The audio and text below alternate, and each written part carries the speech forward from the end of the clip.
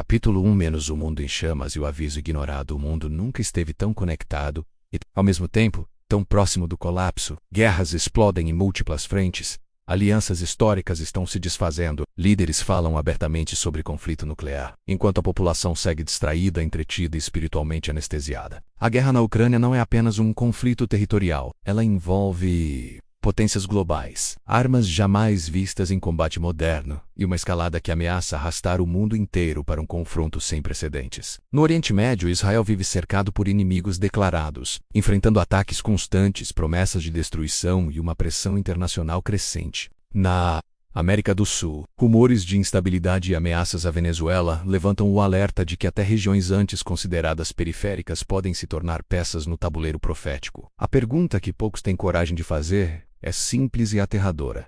Tudo isso é apenas política? Ou estamos testemunhando o cumprimento exato das profecias bíblicas do fim dos tempos? A Bíblia afirma repetidas vezes que, antes do retorno de Cristo, o mundo entraria em um estado de convulsão global. Jesus disse que haveria guerras e rumores de guerras, nação contra nação, reino contra reino, fome, pestes e terremotos em vários lugares, mas avisou que isso seria apenas o princípio das dores. O que vemos hoje não são eventos isolados, mas sinais convergentes. Nunca antes tantas profecias estiveram alinhadas ao mesmo tempo. Nunca antes Israel esteve no centro das atenções globais como agora. Nunca antes o mundo discutiu abertamente um governo global, uma moeda única, um controle digital total da população. O cenário descrito pelos profetas bíblicos está sendo montado diante dos nossos olhos, peça por peça, enquanto a maioria insiste em chamar tudo isso de coincidência. Este vídeo não é sobre medo. É sobre discernimento. Não é sobre teorias vazias, mas sobre textos antigos que descrevem com precisão assustadora o mundo moderno. Cada sinal que será revelado aqui aponta para uma verdade inevitável. Estamos vivendo nos últimos dias. E ignorar esse aviso pode custar mais do que muitos imaginam. Capítulo 2 - Israel.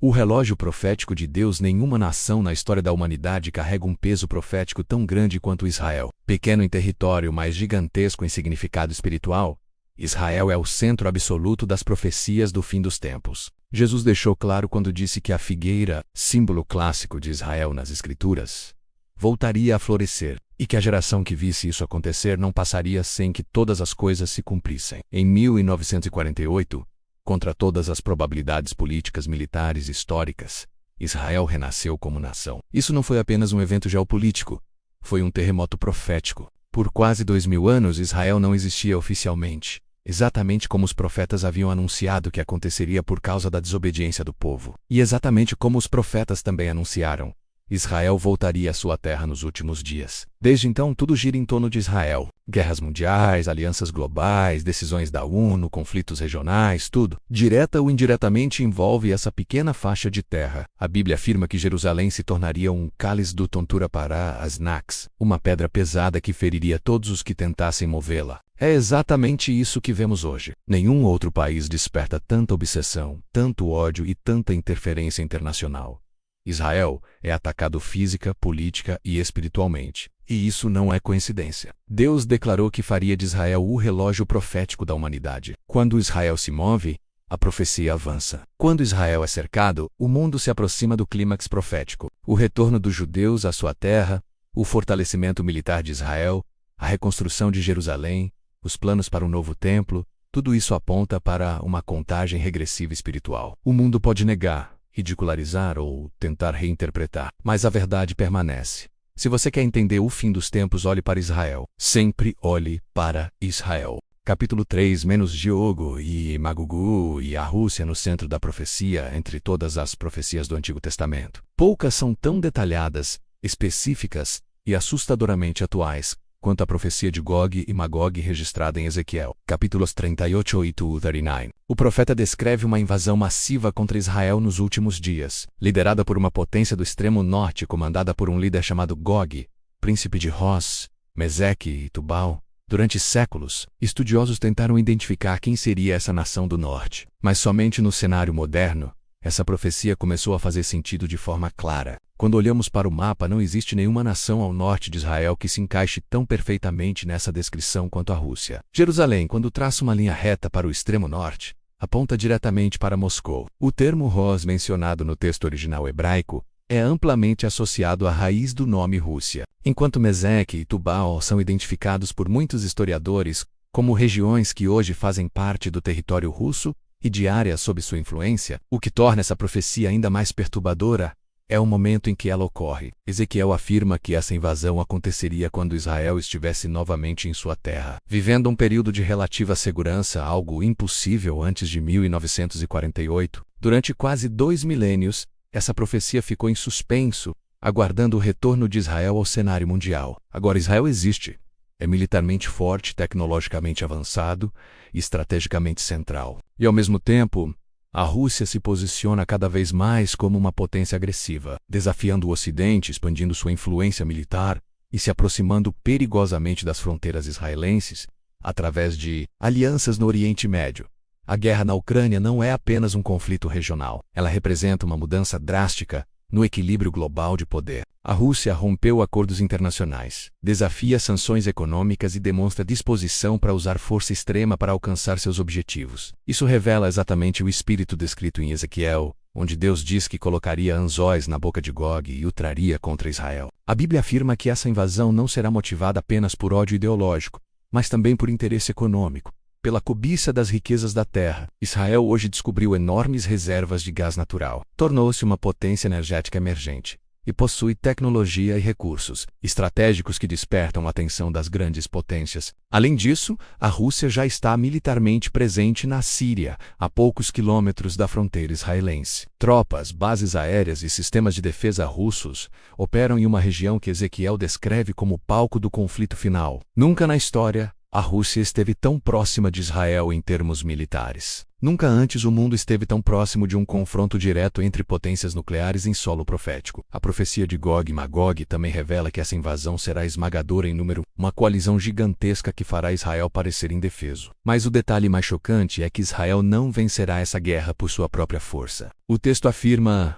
que o próprio Deus intervirá de forma sobrenatural, enviando terremotos, confusão entre os exércitos inimigos, fogo do céu e destruição total das forças invasoras. O objetivo dessa intervenção não é apenas salvar Israel, mas mostrar ao mundo inteiro que o Deus da Bíblia é real, soberano e ativo na história humana. Esse evento será um divisor de águas espiritual e geopolítico. Muitos estudiosos acreditam que essa guerra abrirá caminho direto para a ascensão do Anticristo, pois deixará um vácuo de poder global, desestabilizará nações e criará o caos necessário para que um líder mundial surja prometendo ordem, paz e segurança. Quando observamos a escalada militar da Rússia, sua retórica agressiva, suas alianças estratégicas e sua presença crescente no Oriente Médio, ignorar essa profecia se torna cada vez mais difícil. O mundo pode chamar isso de geopolítica, mas a Bíblia chama de cumprimento profético. E quando Gog se mover, o relógio profético avançará de forma irreversível. Capítulo 4 - a CBF do Norte e o cerco final a Israel. A profecia de Gog e Magog não descreve uma invasão isolada, mas uma coalizão cuidadosamente formada, uma confederação de nações que se unem com um objetivo comum: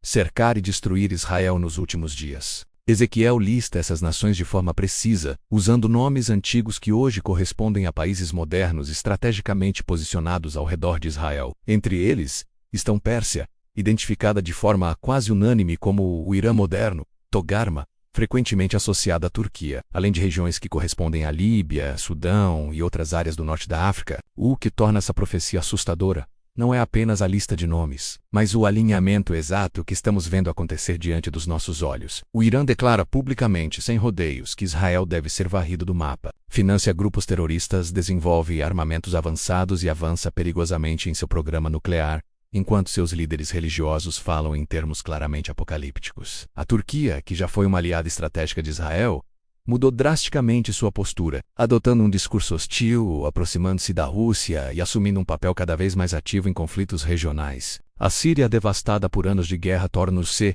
um corredor militar para forças inimigas de Israel, com presença iraniana, russa e de milícias armadas a poucos quilômetros de suas fronteiras. A Líbia e outras nações do norte da África, embora politicamente instáveis, aparecem na profecia como participantes dessa aliança, mostrando que mesmo países fragilizados podem ser usados como peças em um plano maior. A Bíblia afirma que essa confederação se levantará nos últimos dias, quando Israel estiver reunido de volta à sua terra, exatamente como vemos hoje. Nunca antes na história essas nações estiveram simultaneamente alinhadas contra Israel da forma como estão agora. O cerco não é apenas militar, é político, econômico e espiritual. Israel enfrenta condenações constantes em organismos internacionais, pressões por cessar-fogo unilateral, tentativas de isolamento diplomático e uma narrativa global que frequentemente inverte vítima e agressor. Tudo isso cria o ambiente perfeito para o cumprimento da profecia. Ezequiel descreve que essas nações subirão contra Israel como uma nuvem que cobre a terra, em um ataque coordenado, massivo e aparentemente imparável. Do ponto de vista humano, Israel não teria chance. E é exatamente nesse ponto que a profecia revela algo ainda mais profundo.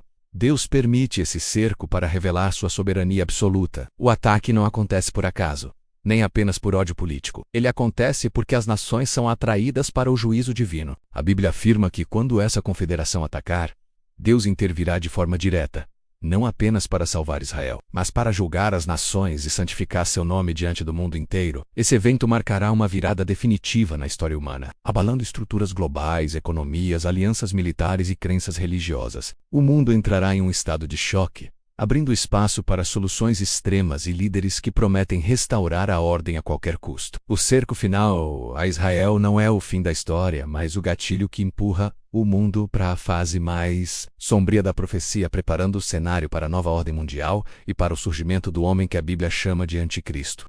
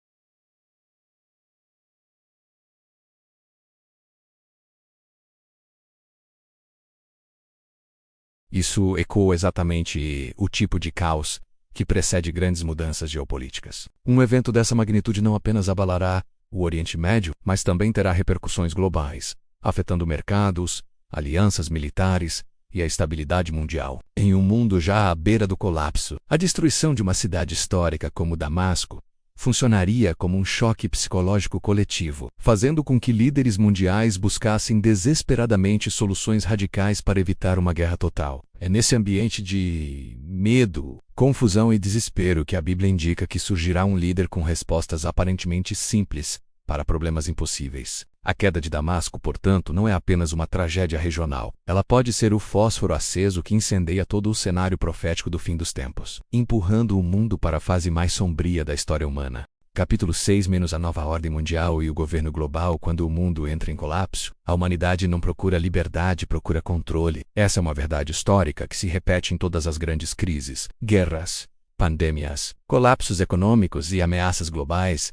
sempre produzem o mesmo clamor coletivo. Alguém precisa assumir o controle. A Bíblia revela que nos últimos dias esse desejo por ordem acima da liberdade abrirá caminho para algo nunca antes visto, um governo global. A expressão nova ordem mundial pode soar moderna, mas o conceito é antigo e profundamente bíblico. Em Daniel capítulo 7 e em Apocalipse capítulo 13, vemos a descrição de um sistema político global, representado por uma besta que recebe autoridade sobre toda tribo, povo, língua e nação. Nunca na história da humanidade foi tecnicamente possível exercer controle real sobre o mundo inteiro ao mesmo tempo. Hoje, essa limitação deixou de existir. Tecnologia digital, vigilância em massa, inteligência artificial, monitoramento financeiro e sistemas globais de dados tornaram viável algo que antes era apenas teórico. O mundo atual está sendo preparado psicologicamente para aceitar um governo centralizado como solução para o caos. Crises globais são apresentadas como problemas que nenhum país pode resolver sozinho. Apenas uma autoridade supranacional poderia lidar com mudanças climáticas, guerras, pandemias,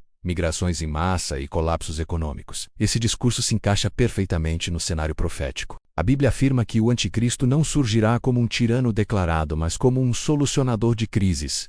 Alguém que oferecerá estabilidade em um mundo quebrado. A nova ordem mundial não começa com opressão, começa com promessas. Promessas de paz, segurança, prosperidade e igualdade. O livro de Apocalipse descreve que esse sistema receberá poder por um curto período, mas suficiente para subjugar nações e remodelar o mundo. O mais assustador é perceber que grande parte da infraestrutura necessária para esse governo global já existe. Organismos internacionais, sistemas financeiros integrados, moedas digitais, identificação biométrica e acordos globais criaram uma base sólida para um controle sem precedentes. A soberania nacional vem sendo gradualmente enfraquecida, enquanto decisões cada vez mais importantes são transferidas para entidades globais. A Bíblia alerta que esse sistema não será neutro. Ele terá uma agenda espiritual. Não se trata apenas de política ou economia, mas de lealdade. O governo global, descrito nas Escrituras, exigirá submissão total, não apenas às leis, mas à autoridade de um líder que se colocará acima de tudo o que é chamado Deus. É importante entender que a nova ordem mundial não surge do nada, ela nasce do medo. E o medo está sendo cuidadosamente cultivado. Cada crise aproxima o mundo de aceitar soluções que em tempos normais seriam rejeitadas. Quando a instabilidade se torna constante, a promessa de ordem se torna irresistível. É exatamente nesse ponto da história que as profecias convergem. O cerco a Israel, a guerra de Gog e Magog, a destruição de Damasco e o colapso regional criam o cenário perfeito para que o mundo clame por um novo sistema. E quando esse sistema surgir, ele não será apresentado como maligno, mas como necessário. A Bíblia, porém, revela o que está por trás dessa fachada. Um governo que prepara o caminho para o domínio absoluto do anticristo e para a fase mais sombria da humanidade. Capítulo 7 menos o grande reset e o sistema econômico da besta. Nenhum governo global sobrevive sem controle econômico. E é exatamente nesse ponto que a profecia bíblica se torna assustadoramente precisa. O livro de Apocalipse revela que o sistema final dos últimos dias não será sustentado apenas por poder militar ou autoridade política, mas por um controle absoluto sobre quem pode comprar, vender, prosperar ou simplesmente sobreviver.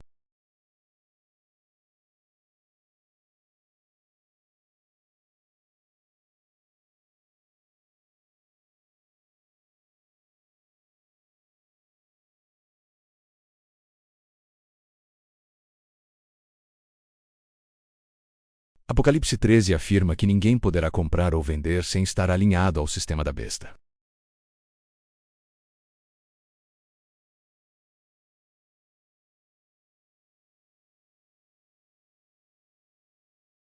O dinheiro físico está sendo gradualmente eliminado, substituído por transações digitais rastreáveis, moedas digitais de bancos centrais, sistemas de crédito social e identidades financeiras integradas. Cada compra deixa um rastro. Cada transação pode ser autorizada ou bloqueada. O grande reset propõe redefinir propriedade, consumo e acesso, onde bens deixam de ser possuídos e passam a ser concedidos por permissão. A Bíblia alerta que esse sistema não será neutro. Ele exigirá lealdade. O sistema econômico da besta não é apenas financeiro, é espiritual. A submissão ao sistema será apresentada como necessária para a estabilidade global, e a recusa será tratada como ameaça à ordem. Pessoas que não se alinharem serão excluídas economicamente, isoladas socialmente, e pressionadas a se conformar. Isso cria um cenário onde a sobrevivência básica se torna uma ferramenta de coerção. O mais perturbador é que grande parte da população aceitará esse sistema voluntariamente, em troca de segurança e conveniência. A Bíblia afirma que o mundo inteiro se maravilhará após a besta, não porque ela seja obviamente maligna, mas porque oferece soluções práticas para problemas reais. O Grande Reset se encaixa perfeitamente nesse papel, prometendo um novo começo após o caos, uma economia mais justa, sustentável e controlada. Mas por trás dessa promessa está a eliminação da liberdade individual e da dependência de Deus. O sistema econômico final não permitirá neutralidade. Estar fora dele significará não participar da sociedade. Essa pressão prepara o terreno para o próximo passo da profecia: a união entre economia, política e religião sob uma única autoridade. O mundo será reprogramado para aceitar que acesso à vida depende de obediência ao sistema. E quando isso acontecer, o palco estará completamente preparado para a manifestação aberta do Anticristo e de seu principal aliado espiritual, o falso profeta. Capítulo 8 - O falso profeta e a religião global. Todo sistema de dominação duradouro precisa de algo mais poderoso do que leis e economia.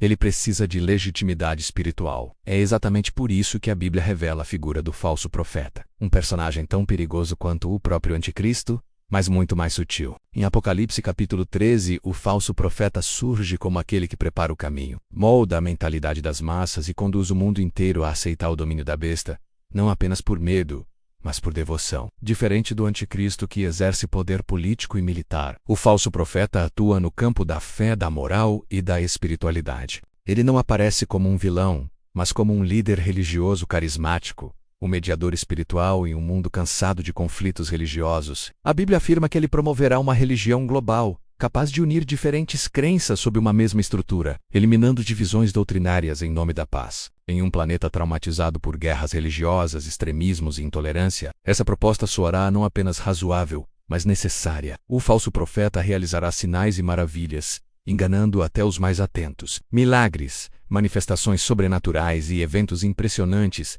serão usados para validar sua autoridade espiritual. A Escritura diz que ele fará até fogo descer do céu diante dos homens, um símbolo poderoso que remete aos grandes profetas do passado. O objetivo não é glorificar a Deus, mas transferir a devoção humana para o sistema do Anticristo. A religião global dos últimos dias não será teísta. Ela será profundamente espiritual, porém completamente desconectada da verdade bíblica. Jesus será diluído, relativizado, transformado em apenas mais um mestre espiritual entre muitos. O conceito de pecado será eliminado, substituído por linguagem terapêutica e autoafirmação. Arrependimento será visto como algo negativo, enquanto obediência absoluta ao sistema será chamada de iluminação. O falso profeta convencerá o mundo de que adorar o Anticristo é um ato de progresso espiritual, um passo necessário para a evolução da humanidade. A Bíblia alerta que essa religião exigirá demonstrações práticas de lealdade, integrando fé, política e economia em um único sistema. Não haverá separação entre crença pessoal e obediência pública. Quem rejeitar essa espiritualidade unificada será rotulado como intolerante, perigoso e inimigo da paz mundial. O mais trágico é que muitos que se consideram religiosos hoje não perceberão o engano, pois o falso profeta não atacará a fé diretamente. Ele a redefinirá. Textos bíblicos serão reinterpretados, verdades absolutas serão chamadas de extremismo, e a exclusividade de Cristo será vista como um obstáculo à harmonia global. Esse é o auge do engano espiritual. Um mundo religioso, moralmente confiante e espiritualmente perdido. Quando a religião global estiver plenamente estabelecida, o Anticristo não será apenas um governante, ele será adorado. E nesse ponto, a profecia entra em sua fase mais sombria, onde a escolha entre fidelidade a Deus e sobrevivência física se tornará inevitável. Capítulo 9 - O Anticristo. O líder que enganará o mundo. No centro de todas as profecias do fim dos tempos está uma figura que concentra poder político, militar, econômico e espiritual como nenhum outro ser humano na história, o Anticristo. A Bíblia não o apresenta como um monstro grotesco ou um tirano evidente, mas como o maior enganador que o mundo já viu. Em Daniel, Paulo e João, ele é descrito como o homem da iniquidade, o filho da perdição, a besta que sobe da terra, alguém que surge em meio ao caos oferecendo exatamente o que a humanidade mais deseja naquele momento: ordem, estabilidade e esperança. O Anticristo aparecerá quando o mundo estiver exausto de guerras, crises econômicas, colapsos sociais e medo constante. Ele não tomará o poder pela força inicialmente, mas pela persuasão. Daniel afirma que ele conquistará muitos por meio de intrigas e acordos, usando diplomacia, inteligência e carisma. Seu discurso será irresistível. Ele falará de paz quando o mundo estiver à beira da destruição, de unidade quando as nações estiverem divididas, de prosperidade quando a economia estiver em ruínas. A Bíblia diz que ele confirmará um acordo com muitos, especialmente com Israel, trazendo uma falsa sensação de segurança. Esse tratado será celebrado como um triunfo histórico, a prova de que finalmente alguém conseguiu resolver um conflito milenar. Mas essa paz será apenas uma fachada. Por trás dela, o anticristo consolidará seu poder, eliminará opositores e estabelecerá sua autoridade global. Paulo escreve que ele se levantará contra tudo que se chama Deus e se assentará no templo proclamando-se como divino. Esse é o ponto em que o engano se torna explícito. O líder político se transforma em objeto de adoração. O anticristo não negará a espiritualidade. Ele a sequestrará. Com o apoio do falso profeta, ele será apresentado como a personificação da vontade divina, o ápice da evolução humana, aquele que finalmente trouxe ordem ao caos. A Bíblia afirma que o mundo inteiro se maravilhará após a besta. Isso não significa que todos a amarão conscientemente, mas que aceitarão sua autoridade como inevitável. O sistema global já estará tão integrado que resistir parecerá impossível. O anticristo será o rosto visível da nova ordem mundial, o governante que unifica política, economia e religião sob um único comando. Seu governo será eficiente, tecnológico e implacável. Ele oferecerá soluções rápidas, mas exigirá lealdade absoluta. Neutralidade não será permitida. A Escritura revela que ele terá permissão para governar por um período limitado, um tempo determinado por Deus. Durante esse período, ele perseguirá aqueles que se recusarem a se submeter, especialmente os que mantiverem fidelidade a Cristo. O anticristo não é apenas um líder maligno, ele é o teste final da humanidade. A escolha entre a verdade e a sobrevivência, entre fidelidade a Deus e conforto temporário. Quando seu domínio estiver plenamente estabelecido, o último mecanismo de controle será ativado, transformando essa escolha em algo literal e inevitável. É nesse ponto que a profecia alcança um nível sem precedentes, preparando o caminho para o sinal mais conhecido e temido do Apocalipse. Capítulo 10 - a marca da besta e o controle total. Poucos símbolos bíblicos causam tanto temor e discussão quanto a marca da besta. Em Apocalipse capítulo 13, o texto afirma de forma direta que chegará um momento em que ninguém poderá comprar ou vender sem ter a marca, o nome da besta, ou o número do seu nome 666. Durante séculos, essa profecia foi considerada simbólica, exagerada, ou impossível de se aplicar literalmente. Como controlar todas as transações humanas? Como impor um sistema único de lealdade econômica em escala global? Hoje, essa pergunta não apenas tem resposta, como o caminho para isso já está sendo preparado diante dos nossos olhos. A marca da besta não surge de forma abrupta. Ela é o estágio final de um processo gradual de normalização do controle. Primeiro, o mundo aceita a vigilância em nome da segurança. Depois, aceita a digitalização total do dinheiro em nome da conveniência. Em seguida, aceita a integração de identidade, saúde, finanças e acesso social em um único sistema. Quando tudo está conectado, a marca deixa de parecer extrema e passa a ser apenas mais um requisito para participar da sociedade. A Bíblia revela que a marca será colocada na mão direita ou na testa, símbolos claros de ação e pensamento, trabalho e consciência. Isso indica que o controle não será apenas externo, mas interno. A submissão exigida será tanto prática quanto ideológica. Receber a marca significará aceitar a autoridade do anticristo como legítima, reconhecer seu sistema como absoluto e rejeitar qualquer lealdade superior a ele. Não se trata apenas de um chip, um código ou uma tecnologia específica, mas de um pacto de obediência. A tecnologia é o meio, não o fim. O fim é a lealdade total. O sistema da marca permitirá um controle sem precedentes sobre a população. Acesso a alimentos, moradia, transporte, trabalho e saúde estará condicionado à conformidade. Quem resistir será excluído, marginalizado e tratado como inimigo da ordem mundial. A Bíblia afirma que muitos serão mortos por se recusarem a receber a marca. Não porque sejam criminosos, mas porque se manterão fiéis a Deus. Esse é o ponto mais sombrio da profecia, onde a fé deixa de ser apenas uma crença pessoal e se torna um ato de resistência. O mais alarmante é que a maioria aceitará a marca voluntariamente. Apocalipse diz que todos os habitantes da terra a adorarão, exceto aqueles cujos nomes estão escritos no livro da vida. Isso revela que o engano será profundo. A marca será apresentada como solução para o caos, como símbolo de cidadania global, como prova de responsabilidade social. Recusar-se será visto como egoísmo, extremismo ou loucura. O mundo inteiro será reconfigurado para tratar a obediência como virtude suprema. Nesse cenário não haverá espaço para neutralidade. Cada ser humano será forçado a escolher. A marca da besta representa o ponto sem retorno, a linha final entre dois reinos. E quando esse sistema estiver plenamente implementado, o mundo acreditará que finalmente alcançou estabilidade. Mas a Bíblia revela que, exatamente nesse momento, o juízo de Deus se aproximará de forma irreversível, pois o controle total humano sempre precede a intervenção divina final. Capítulo 11-O Acordo de Paz de 7 anos e a Grande Tribulação em meio ao caos global. Guerras regionais, colapsos econômicos e medo coletivo.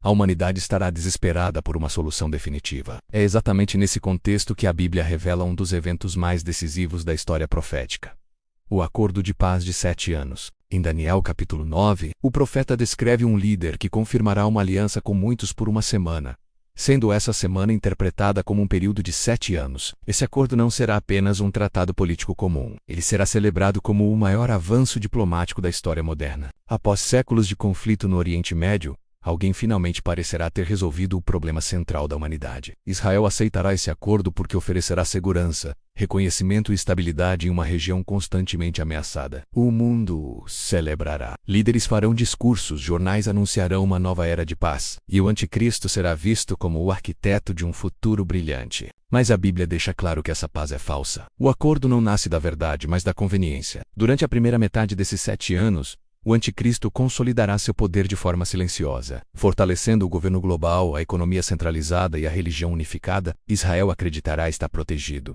E muitos judeus retomarão práticas religiosas com confiança renovada. Alguns estudiosos entendem que esse período permitirá até mesmo a retomada dos sacrifícios no templo, algo que se encaixa perfeitamente na descrição bíblica. Porém, no meio do período após 3 anos e meio, tudo muda. Daniel afirma que o líder quebrará o acordo, cessará os sacrifícios e cometerá a chamada abominação da desolação. Jesus confirmou essa profecia ao alertar que, quando isso acontecesse, aqueles que estivessem na Judéia deveriam fugir imediatamente. Esse é o momento em que o anticristo revela sua verdadeira face. A máscara da paz cai, e o governo global se transforma em um regime de terror. Começa então o período conhecido como Grande Tribulação, descrito por Jesus como um tempo de angústia, como nunca houve desde o princípio do mundo. Catástrofes naturais se intensificam, guerras se expandem, fome e colapso social atingem níveis extremos. O juízo de Deus começa a ser derramado em sequência, enquanto o anticristo persegue implacavelmente aqueles que se recusam a adorá-lo. Israel, que havia confiado no acordo, se torna alvo de ódio e perseguição,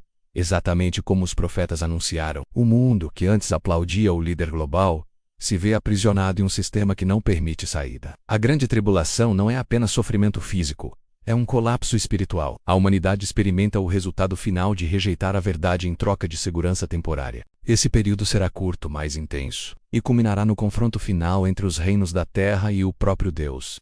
A Bíblia afirma que, se esses dias não fossem abreviados, ninguém sobreviveria. O acordo de paz de 7 anos, que começou como símbolo de esperança, termina como o maior engano coletivo da história humana. E é exatamente nesse cenário de desespero absoluto que a última esperança verdadeira se destaca, uma promessa que antecede o derramamento final do juízo e oferece escape àqueles que pertencem a Cristo.